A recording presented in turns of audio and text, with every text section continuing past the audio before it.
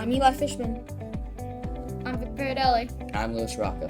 We're here from Sports Broadcasting Camp to talk to you about who will be buyers and sellers for the MLB trade deadline 2016. Let's get into it. Well, I'd like to start off with the Mets because personally they are my favorite team. Now, with the Mets having a display of injuries affecting their season, they need to get something to help that team. It could be a big bat, which I would prefer, or it could be even a pitcher because of how bad this rotation got messed up. What are your thoughts? I agree, but I'm going to go with a different direction. I'm going to go out to the American League and say that the Cleveland Indians will be a huge buyer at the deadline. I mean, they have people like Kluber. They have a few all-stars. I mean, they're one of the better teams, and I think that they could use possibly another bat or maybe somebody that you could throw into that rotation at the 3 or 4 spot to really get that playoff rotation starting, because it's shortened in the playoffs. But I think that the Cleveland Indians will need to be a huge buyer at the deadline. I think the Indians actually don't really need to be a huge buyer, and that they should be working up for the postseason. I mean, they could get some selling because they should be working up for later this year when they will need a big bat in their lineup. Carlos Santana, their first baseman and occasional catcher, has been dealing with many different issues, and when he's in the right part of his prime, he has a lot of pop, but it depends how it goes for the rest of the season.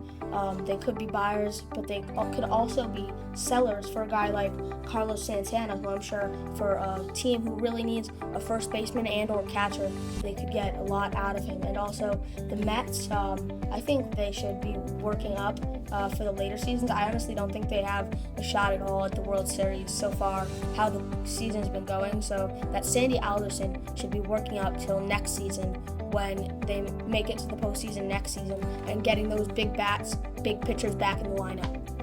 Well, they were really messed up in that National Series. I mean, losing Harvey, somebody that they relied on so much in their rotation, also getting Syndergaard hurt.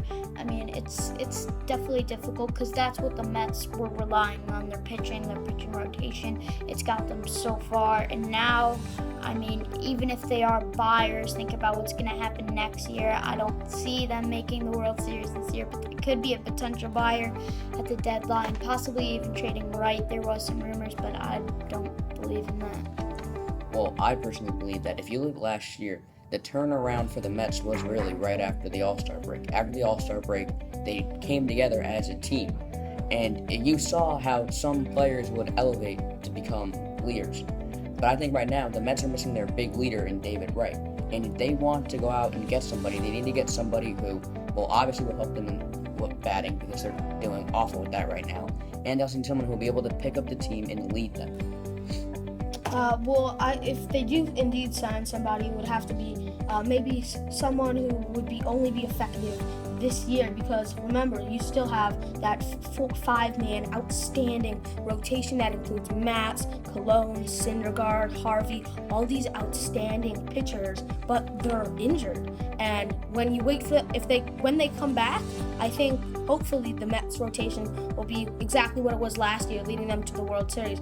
But this year, I'm not sure if, because of injuries, they'll be able to do the exact same thing. We could see something very similar as like the Nationals last year, how they were like projected to be the World Series winners, and in the second half of the season they kind of choked and they pretty much lost that, and then no one really expected them in the postseason. They weren't like a strong team in the second half of the year, so I honestly think that that's the way that the Mets are going to be.